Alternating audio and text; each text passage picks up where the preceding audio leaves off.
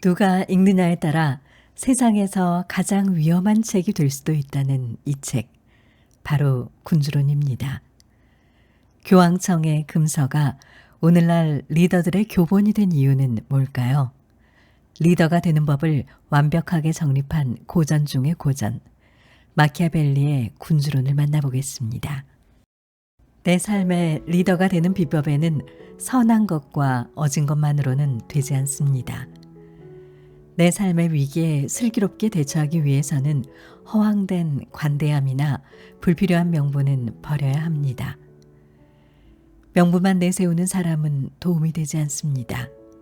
그때 필요한 것은 아내와 같은 현실적이고 진지한 잔소리꾼입니다. 또한 누구나 마음속에는 선한 의지를 갖고 있어야 하지만 오로지 선한 사람이어서는 삶의 리더가 될 수 없습니다. 때로는 악을 활용할 줄 알아야 하고 사자의 용맹함과 성견지명의 눈도 있어야 합니다. 오늘 소개하는 내용은 김경준 작가님의 책 50이라면 군주론에서 발췌한 내용입니다. 이 책은 이탈리아의 철학자 마키아벨리의 대표작 군주론을 통해 내 삶의 주인이 되고 리더가 되는 방법과 그 조건들에 대해 쉽고 자세하게 소개하고 있습니다. 우선 책의 핵심 내용을 간단히 먼저 살펴보겠습니다. 힘은 있으나 야심이 없으면 깡패로 전락하기 쉽고 야심도 없고 힘도 없으면 그냥 훈수꾼에 불과하다. 탁월한 삶의 리더는 높은 이상과 목표를 이루려는 야심을 품고 있으며 주변의 힘을 스스로 끌어모아 구체적인 성취를 만든다. 인간은 누구나 현실과 이상의 중간지대에서 살아간다. 사람이 빵만으로 살 수 없지만 빵 없이는 살 수 없는 현실에서 내 삶의 리더가 되는 현실적인 리더십은 생존의 필요 요건이다.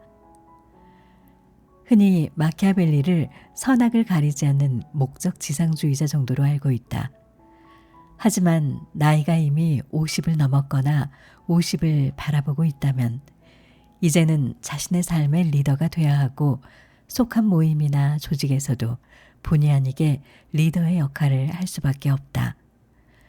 그렇다면 세상을 다룰 줄을 알아야 한다는 것이다. 공자가 지천명이라고 했듯 50 이후로는 세상을 보는 나름의 관점이 정립되는 나이다. 품격 있는 고귀한 어른이 되려면 냉혹한 현실을 다룰 줄 알아야 한다. 마키아벨리의 통찰은 50부터 시작되는 또 다른 인생의 번영을 위한 지침서가 될 것이다. 우선 마키아벨리의 사상은 개인적인 윤리의식과는 별개로 리더로서의 강조되는 덕목이라는 것을 분명히 한다. 특히 군주론은 실제 외교관의 경험에서 시작되었기 때문에 냉정한 현실인식에 기반하고 있다. 50을 넘어서도 이상주의에 빠져 있다면 현실과 이상이 공존하는 법을 마키아벨리의 군주론에서 배워야 한다. 그 예로 영세 중립국인 스위스를 우리는 전쟁과는 거리가 먼 나라로 알고 있지만 의외로 스위스는 매우 강력한 군대를 유지하고 있다. 또한 스위스가 영세 중립국의 지위를 인정받는 과정은 전쟁의 연속이기도 했다. 평화는 공짜로 얻어지는 게 아니라 때로는 이렇게 주먹다짐으로 일단 획득한 뒤에 유지되고 있기도 하다. 누구나 인간은 타인에게 굽실거리지 않아도 되고 지배받지 않아도 되는 독립된 개체가 되기를 바란다. 그러나 독자적인 생존은 스스로를 지킬 힘과 경쟁력이 있을 때 가능해진다. 스위스가 막강한 군대를 유지하고 있는 것은 인간의 평화는 가장 기초적인 조건인 생존이 보장될 때 있다는 걸 잘 보여주는 사례다. 한편 핀란드는 나치 독일의 패전으로 패전국으로 전락할 위기에 놓이지만 기민한 외교로 중립국으로 남을 수 있었다. 개인이건 국가건 각자의 이상적인 삶을 실현하기 위해서는 냉엄한 현실에서의 생존 전략이 기반이 돼야 한다는 걸 증명한다. 외교는 주먹을 쓰지 않고 평화를 얻는 기술이다. 마키아벨리가 전하는 삶의 본질은 인간이 가진 생존 본능에 대해서다.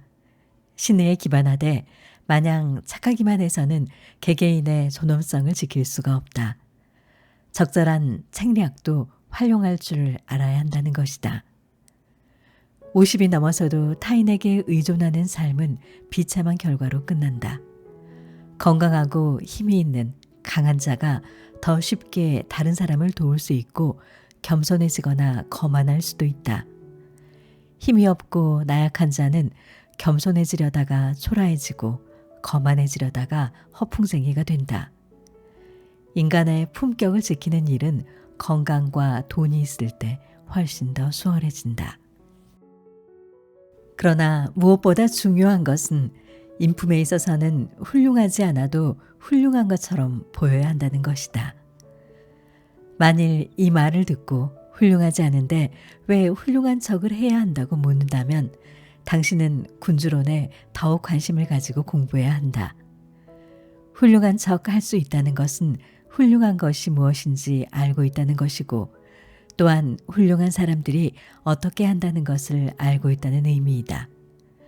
그런 사람들의 말투와 태도, 행동 방식을 알고 있기 때문에 훌륭한 척도 할 수 있는 것이고 그걸 따라가다 보면 적어도 그 전보다는 더 훌륭해질 것이기 때문이다.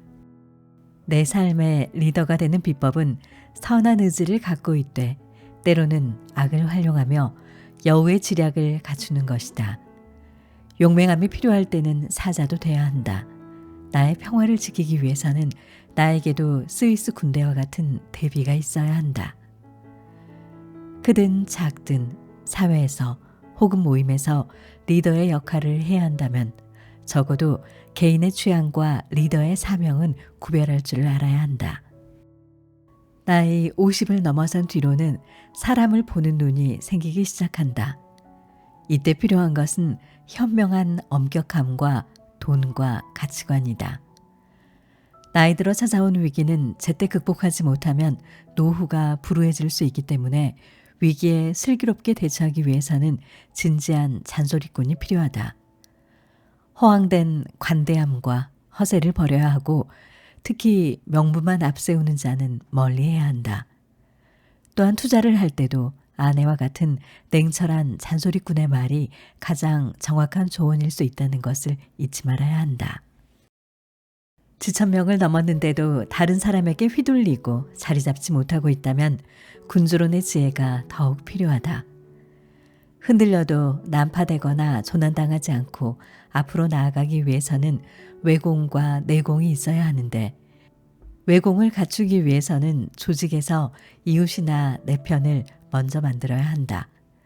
또한 결정적인 순간에 필요할지도 모를 힘과 돈을 비축하고 있어야 한다. 내공은 무조건적인 자애심이 아니다. 현명한 엄격함을 바탕에 둬야 한다. 밑빠진 독에 물 붓기 같은 이미 글러버린 인간관계에 매달리지 말고 하루빨리 정리하는 것도 현명한 엄격함이다. 100세 시대를 살고 있다. 스스로를 나이든 사람이라고 치부하고 뒷방 어른이 되기에는 아직도 많은 날들이 남아있다. 지금이 가장 젊을 때다. 스스로의 운명을 지배하며 살고 시대의 변화를 빠르다고 탓하지만 말고 그 변화를 즐기며 따라가면서 먼 미래를 대비해야 한다. 군주론을 쓴 마키아벨리는 피렌체의 외교관으로 활약했던 경험을 통해 현실을 무시하고 이상에만 매몰된 리더와 조직의 몰락을 현장에서 목격하면서 현실을 도외시하는 군주의 위험성을 절감했다.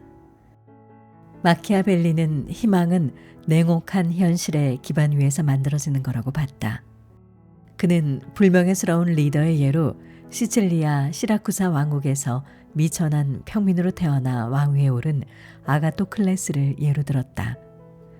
그는 권력을 쟁취하고자 효과적인 수단을 사용했으나 그 목적이 천박했다.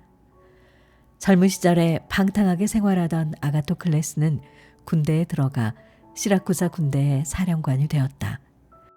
이후 시라쿠사의 권력을 장악하기로 결심하고 시칠리아에 주둔하고 있던 카르타고 군사령관 하밀카르 바르카와 은밀히 내통한다.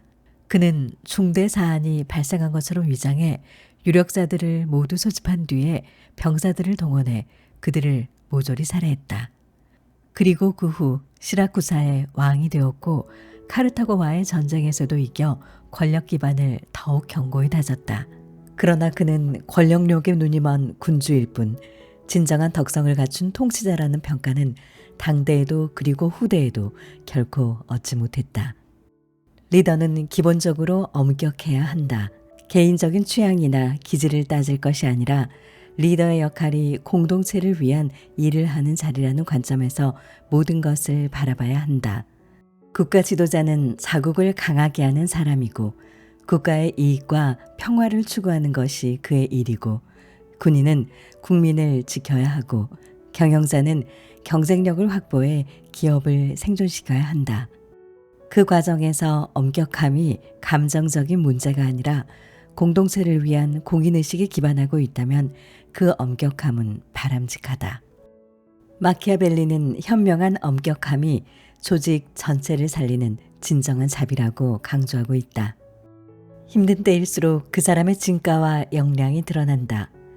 국가적 관점에서 위기 대응은 핵심 인력들로 컨트롤 타워를 구축하는 것이다. 경영자들이 컨트롤 타워를 중심으로 상황을 장악하고 위기 극복을 위한 의사결정을 하고 실무진들이 나아갈 방향을 제시해야 한다. 평상시에 자율 경영은 폭풍우가 지나갈 때까지는 한편에 치워두는 것이다. 위기를 맞은 개인도 마찬가지다. 힘들다고 일상이 흐트러진다면 자신의 컨트롤 타워가 부재한 것이다. 뭔가를 이루고자 하는 야심에는 힘이 필요하다. 야심은 있으나 힘이 없으면 추진력이 없고 힘은 있으나 야심이 없으면 깡패로 전락한다. 야심도 없고 힘도 없으면 화려한 언변만 남는다.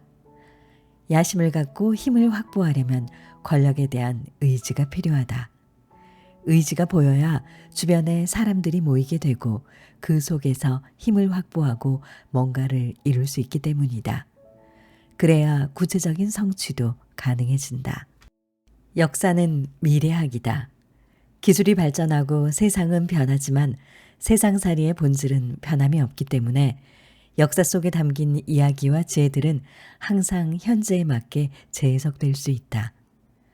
현명한 사람은 역사에서 배우고 보통 사람은 경험에서 배운다. 그러나 우둔한 사람은 경험에서조차 배우지 못한다.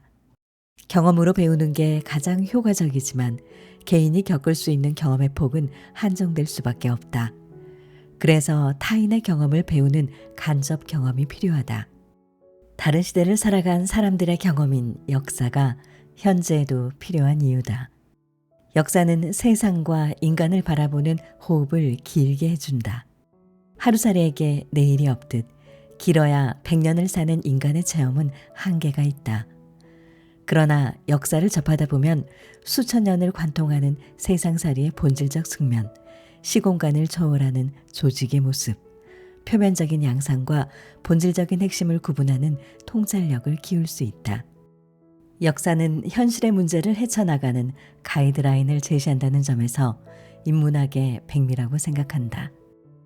지금까지 김경준님의 책 50이라면 군주론의 내용을 간단히 정리해봤고요.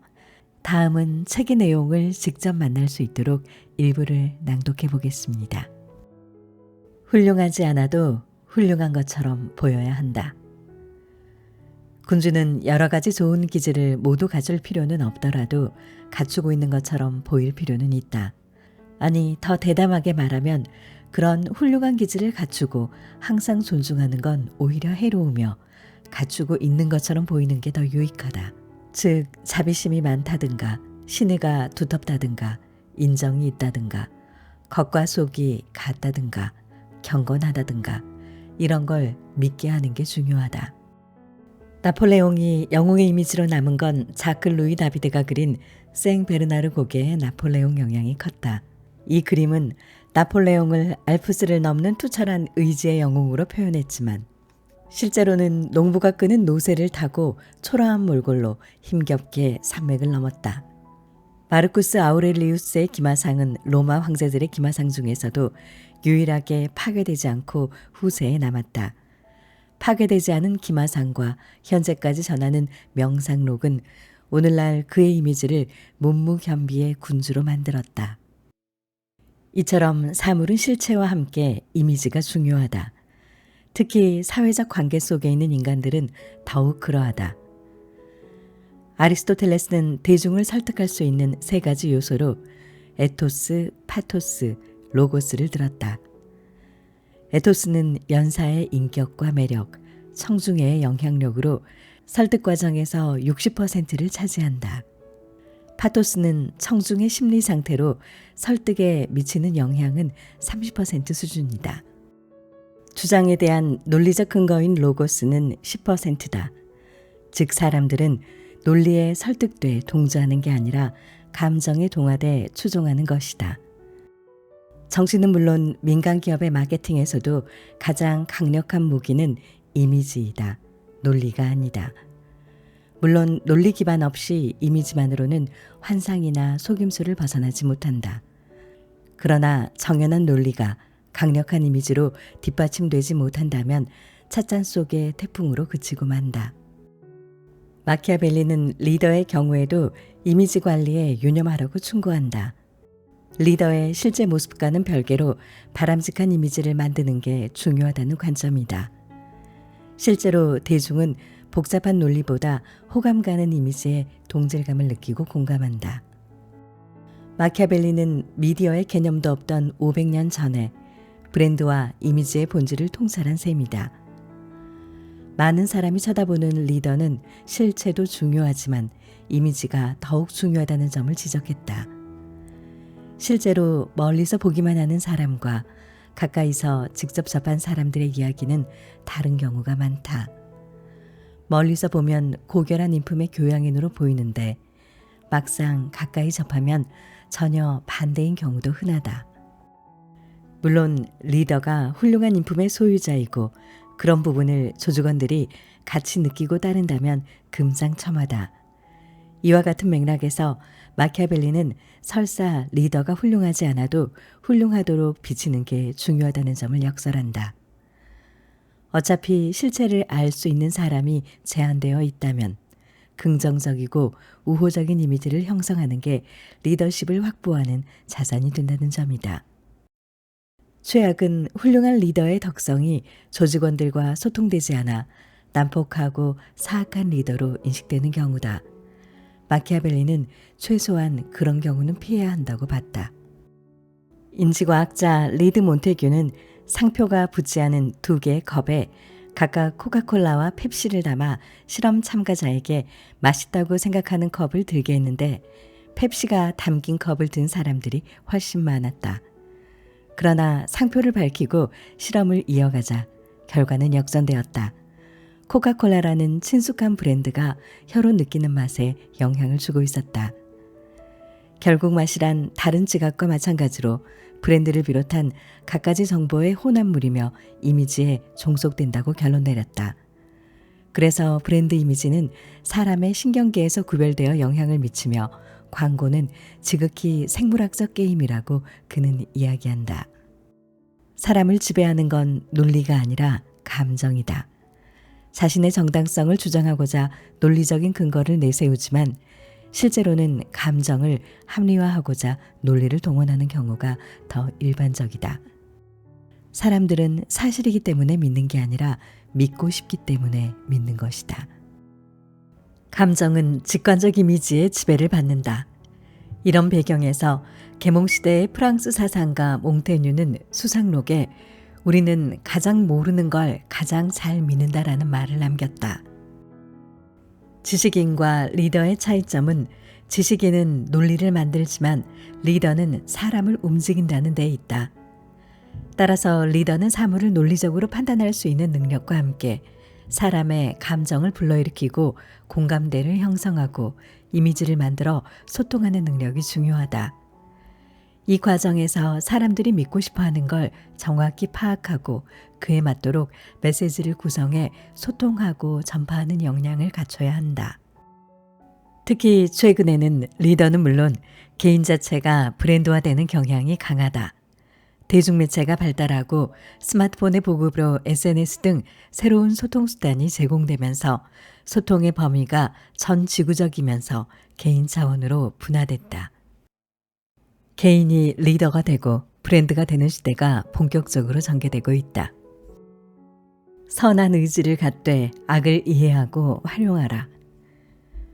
완벽한 선을 추구하지 말고 악해지는 법도 배워야 한다.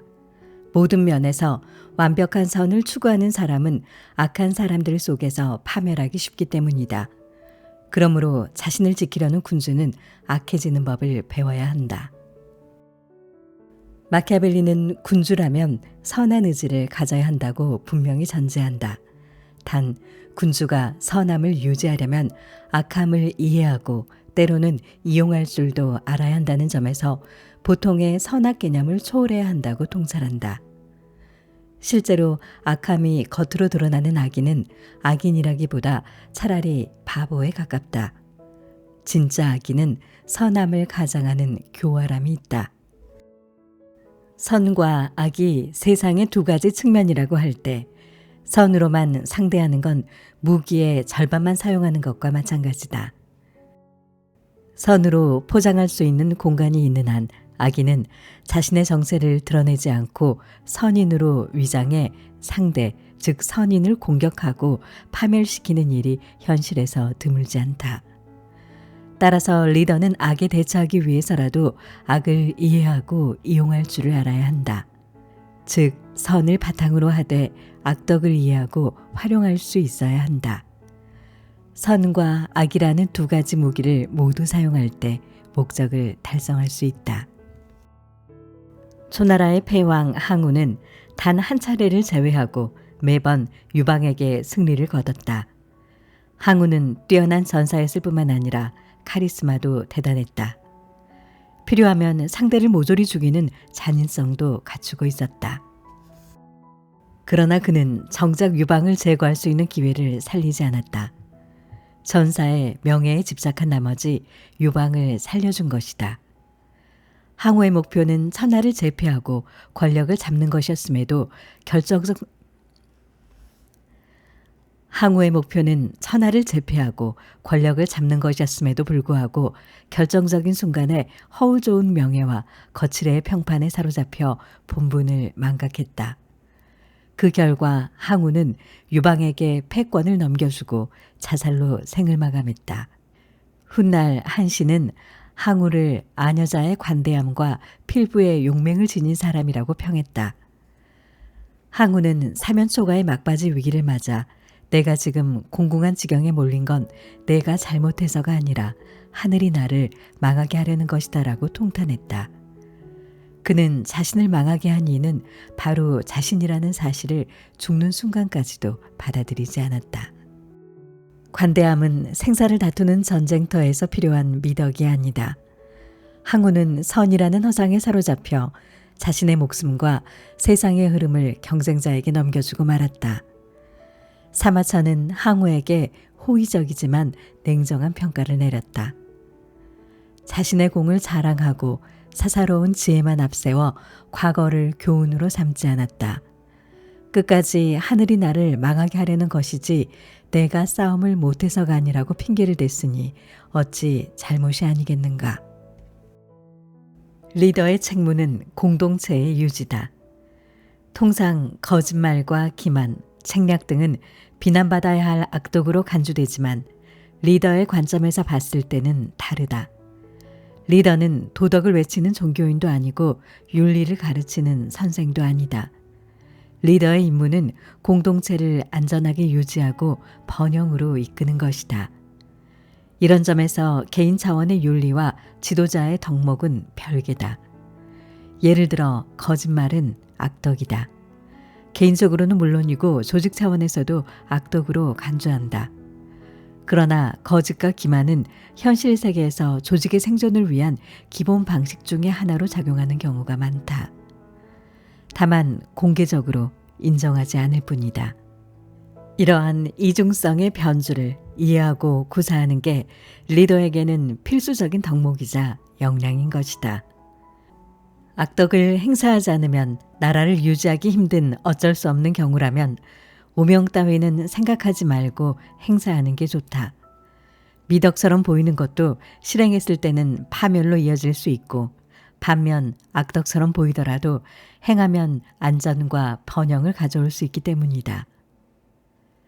스페인 보르자 가문 출신 교황 알렉산드르 6세는 매번 손쉽게 사람들을 속였다. 너무도 확고하게 서약하기 때문에 모두 믿지만 사실 그는 그런 약속을 거의 지키지 않았다. 군주는 모름지기 알렉산드르 6세처럼 해야 한다. 군주는 운명의 풍향과 변모하는 상황이 그를 제약할 때 자유자재로 자신을 바꿀 태세가 돼 있어야 한다. 여우의 지략과 사자의 용맹함이야말로 리더의 덕목이다. 싸움을 이기려면 두 가지 방법이 있다는 걸 알아야 한다. 하나는 법에 의한 것이고 다른 하나는 힘에 의한 것이다. 전자는 인간의 수단이고 후자는 짐승의 수단이다. 그러나 대개의 경우 전자의 방법만으로 불충분하므로 후자의 도움을 받아야 한다. 즉 군주는 짐승의 수단과 인간의 수단을 교묘히 구사할 줄 알아야 한다. 아프리카 초원은 평화로운 겉모습과 달리 포식자를 경계하고 위험에 대비하는 치열한 생존 경쟁의 장이다. 그들에게 전략은 죽느냐 사느냐 하는 문제와 직결된다. 잘못된 전략은 자신뿐만 아니라 종의 멸종까지도 가져올 수 있다. 그래서 기업들은 생태계를 벤치마킹하고 경영자들은 동물의 왕국을 즐겨본다. 마키아벨리는 수많은 동물 가운데 여우의 지략과 사자의 용맹을 리더의 가장 중요한 덕목으로 뽑았다. 수억 년 동안 진화해온 생물체는 그 자체로 효율성이 극대화된 개체다. 단위 생물체가 모여 형성된 생태계 역시 높은 수준의 상호 관련성과 합리성을 담고 있다. 잔인한 포식자가 선량한 초식동물을 잡아먹는 살풍경이 비극만은 아니다. 먹히는 당사자에겐 불행이지만 약하고 병든 개체를 포식자가 처리해 줌으로써 생태계 전체의 건강을 유지한다. 자연 생태계가 진화할수록 먹이사슬이 정교해지듯 기업 생태계가 진화하면 다양한 상호작용 구조가 형성된다. 스티븐 베리는 초원에 서식하는 야생 동물들의 생존 방식을 비즈니스에 적용한 세렝게티 전략을 썼다. 세렝게티는 아프리카의 케냐와 탄자니아를 뒤덮은 3만 제곱킬로미터의 광대한 초원지대로 300만 마리에 달하는 야생 동물들이 각자의 방식으로 살아가는 공간이다. 그곳에서 치타의 생존 전략은 속도다. 순간 최대 속도로 시속 120km를 달리는 치타는 주로 가재를 사냥해 살아간다. 악어의 전략은 힘이다. 악어는 최대 13톤에 이르는 가공할 만한 턱의 힘으로 사냥감을 깊은 물속으로 끌고 들어가 익사시킨다. 사자는 한 번에 달릴 수 있는 거리가 100여 미터에 불과해 단독 사냥에 성공하긴 쉽지 않다. 그래서 조직력을 발달시켰다. 사자는 역할을 분담해 협동하는 팀 사냥 방식으로 아프리카 최강의 육상 포식동물의 지위를 확보했다. 기린은 큰 키와 큰 눈 덕택에 1km 앞까지 내다볼 수 있고 큰 귀로 작은 소리도 잘 듣는다. 서강원이 쓴 사자도 굶어 죽는다에서도 유사한 맥락을 찾을 수 있다. 초원에 사는 맹수들의 사냥 성공률은 대개 30% 미만이다. 한 번 사냥에 실패하면 급격한 체력 소모를 겪는다. 체력 소모는 성공률을 더 낮추고 굶어 죽을 확률을 높인다. 이 과정을 본능적으로 인지하고 있는 맹수들은 사냥감을 선정하고 공격하는 단계까지 극도의 신중함을 보인다. 공격 자체는 순식간이지만 사전 준비에 많은 시간과 노력을 투자한다. 끈질긴 관찰과 인내로 사냥감의 무리 중에서 가장 약하거나 병든 먹잇감을 골라내고 집중적으로 따라붙어 사냥 성공률을 높인다. 살아남고자 오랜 시간 전략을 가다듬은 것이다. 정글의 사자보다 도시의 사람이 더 잔혹하다. 도널드 트럼프는 뉴욕을 기반으로 뛰어난 사업 능력을 앞세워 부동산 개발 사업에 성공해 억만장자가 되었다. 대중매체에 출연해 타고난 감각과 유머를 선보이며 유명세도 얻었다. 정상급 연예인을 능가하는 인기를 바탕으로 2016년 대통령 선거에 출마해 당선된다. 2020년 대선에선 재선에 실패했지만 2024년 대선에서 미국의 47대 대통령으로 당선된다. 미국 역사상 1892년 그로버 클리블랜드 이후 최초로 비연속 임기를 수행하는 대통령이 되었다. 특히 2024년 대선에서는 트럼프는 공화당이 대통령과 상원, 하원을 모두 석권하는 주역으로 정치인으로서도 대성공을 거뒀다. 그가 1987년에 출간한 거래의 기술은 큰 인기를 끌었는데 특유의 생각과 행동 방식이 잘 드러나 있다. 자신에게 가장 영향을 많이 준 책으로 그는 군주론과 손자병법을 지목했다. 그는 사업도 다양한 상대와의 다양한 승부의 연속으로 이해한다. 그의 사업 방식은 초원에서 포식자가 행하는 전략을 빼닮았다. 1995년 트럼프 그룹의 기반이 된 맨하튼 월가 40번지에 있는 건물을 매입할 때의 일이다. 그의 레이더망에 매각 정보가 포착되었을 때 섣불리 나서지 않았다. 초원의 포식자가 그러하듯 최대한 몸을 낮추고 기회가 찾아올 때까지 기다렸다. 여러 건의 협상이 진행되었지만 참을성 있게 기다렸다. 이윽고 독일의 힌네베르크 가문이 건물을 인수하자 움직이기 시작한다. 물론 마냥 기다리기만 한 것은 아니었다. 매입자에 대한 정보를 입수했다. 사소한 정보도 빠뜨리지 않았다. 사업 방식은 물론 대리인이 건물의 실제 관리를 맡고 있으며 그의 권한이 크다는 것까지 파악한다. 트럼프는 경쟁자들이 대리인과 협상하는 동안 직접 독일로 가 힌네베르크 가문 사람들을 만난다. 움츠리고 있다가 기회가 왔을 때 곧바로 먹이로 돌진하는 방식이었다. 그는 빌딩의 리노베이션에 대한 계획을 설명했고 계약을 체결하는 데 성공했다. 130만 달러에 구입한 이 건물의 현재 가치는 3억 달러에 이른다. 트럼프는 자신이 체험한 비즈니스의 본질을 다음과 같이 정리한다. 사업이나 투자 분야는 사악한 상어들이 오글거리는 위험한 바다와도 같다. 그 상어들은 매일같이 순진하고 경험 없는 먹잇감을 찾아다닌다. 세상은 험한 곳이고 사악한 사람들은 도처에 널려 있다. 많은 이가 지금은 문명화된 사회라고 말하지만 실상은 여전히 잔혹한 시대일 뿐이다. 물론 사람들이 당신의 면전에서 웃음을 보일 것이다. 하지만 그들이 마음속으로는 무슨 생각을 할지 알 수 없는 일이다. 당신은 먼저 자기 자신을 보호할 줄을 알아야 한다. 그리고 트럼프는 이런 말도 했다. 정글의 사자는 오직 배가 고플 때만 다른 생명을 죽이지만 인간은 재미를 위해 다른 생명을 죽이는 존재라는 점을 기억해야 한다. 사업가로서의 내 원칙은 최고의 사람들을 채용하되 절대로 그들을 믿지는 않는 것이다. 군주는 여우와 사자의 기질을 배워야 한다. 둘 중 하나만 배워서는 안 된다. 반드시 둘 모두를 배워야 한다. 사자의 기질에만 의존하면 힘은 갖추나 사태를 제대로 이해하지 못한다. 여우의 기질은 사태를 제대로 이해할 수 있는 지적인 힘을 준다. 여우의 기질은 잘 숨겨 사용해야 한다. 능숙한 기만자이며 위장자여야 성공을 거둘 수 있다. 인생살이에는 연륜이 쌓여야 이해할 수 있는 부분이 있습니다.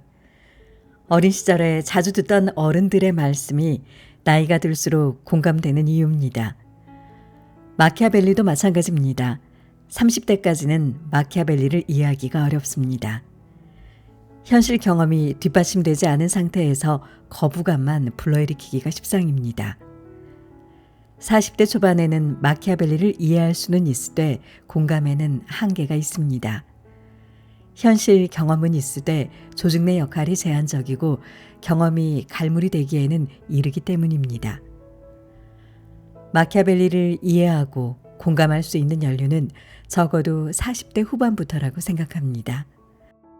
조직에서 리더의 역할을 경험하고 젊은 시절에 품었던 이상과 사회생활에서 실제로 맞닥뜨린 냉엄한 현실의 간극을 실감한 사람.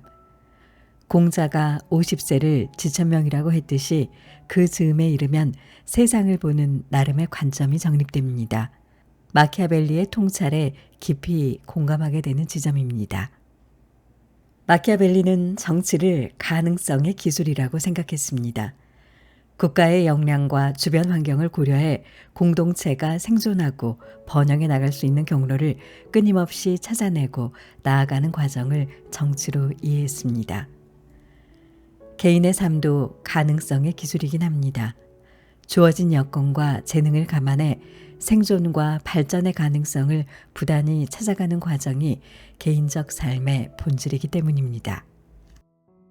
현실과 동떨어진 백면서생들이나 도덕 지상주의자들은 물리적 힘과 치밀한 계획이 없이도 관대함과 자비로움만으로 공동체가 생존하고 훌륭한 리더가 될 수 있다고 강변하지만 현실을 조금이라도 겪어본 사람이라면 그런 언사의 허구성을 피부로 느낍니다. 마키아벨리는 위선과 가식을 버리고 현실에 존재하는 리더가 가져야 할 힘과 역량에 대해 정면으로 용감하게 진실을 이야기합니다. 하지만 진실을 이야기한 자는 비난받기 마련입니다. 특히 감추고 싶은 진실, 불편한 진실의 경우는 더욱 그렇습니다. 마키아벨리 역시 사망 후 오랫동안 위대한 이름이 아니라 악마의 이름이었고 심지어 지금까지도 그렇게 보는 경우가 있습니다. 1513년경에 쓰인 군주론은 1532년에 정식으로 출판됐고 군주론에는 종교 권력의 비위에 거슬리는 대목이 부지기수였습니다. 그래서 당시 교회 측에서는 이 책을 금서로 정했습니다. 마키아벨리가 그토록 교회로부터 비난을 받은 이유는 명백합니다. 진실을, 그것도 불편한 진실을 이야기했기 때문입니다. 신의 뜻에 따라 행동한다라고 표방하는 교회가 타락한 세속 권력이 돼 비리와 악행을 일삼고 고귀한 명분을 내세우는 정치 세력이 실상은 권모술수와 배신으로 점철돼 권력을 유지하고 있는 이중성. 이 불편한 진실을 말한 건 모든 권력자가 영린을 건드린 셈이었습니다. 하지만 마키아벨리의 군주론은 표면적으로는 비난받았지만 이면에서는 열렬한 추종자를 거느리는 이중성을 띠었습니다. 끊이지 않는 비난과 저주에도 마키아벨리의 군주론이 고전의 반열에 오른 건 다름 아닌 바로 그 진실의 힘입니다. 그는 현실을 경험한 자라면 누구나 인정할 수밖에 없는 진실, 그러나 인정하고 싶지 않은 진실, 나아가 절대로 공개적으로 인정하지 않아야 하는 그 불편한 진실을 용감하고 당당하게 증언했습니다. 프로이센의 프리드리히 2세, 이탈리아의 베니토 무솔리니, 안토니오 그람시, 쿠바의 피델 카스트로, 내면적으로 마키아벨리의 사상에 공감하고 추종하는 수많은 리더가 있고 지금도 군주론을 탐독하는 정치가들이 있습니다. 고전이란 무엇일까요? 이 질문에 미국의 소설가 마크 트웨이는 책장에 꽂혀 있지만 읽지는 않는 책이라는 말로 표현했습니다. 실제로 고전이란 이름과 내용을 많이 접해 익숙하지만 정작 읽지는 않은 책으로 표현해도 무리가 없습니다. 자주 접해 익숙하게 느껴지지만 실제로 알고 있는 것도 다릅니다. 마키아벨리 역시 마찬가지입니다. 대부분 마키아벨리를 안다고 착각할 뿐 정작 그의 글을 읽지는 않았고 그에 대해 제대로 알지도 못합니다. 마키아벨리의 처녀작이자 대표작인 군주론은 인간의 본성과 조직의 성격, 리더십, 통치 기술 등에 걸쳐 핵심을 꿰뚫고 있습니다. 수없이 쏟아지는 비난에도 불구하고 시대를 초월하는 고전의 반열에 올라 있습니다. 그는 선의를 앞세우는 몽상가나 위선자들과 달리 사람을 다루고 조직을 관리하는 데 필요한 권위와 힘을 확보하고 유지하는 문제를 냉정한 현실 체험에 기반해 솔직하게 고백하고 있습니다. 오늘은 불확실성의 시대에도 바뀌지 않는 500년의 통찰을 담은 책, 마키아벨리의 관점으로 지천명의 삶을 다시 재조명하는 책 50이라면 군주론과 함께했습니다. 오늘도 소중한 시간 책틈과 함께 해주셔서 감사합니다.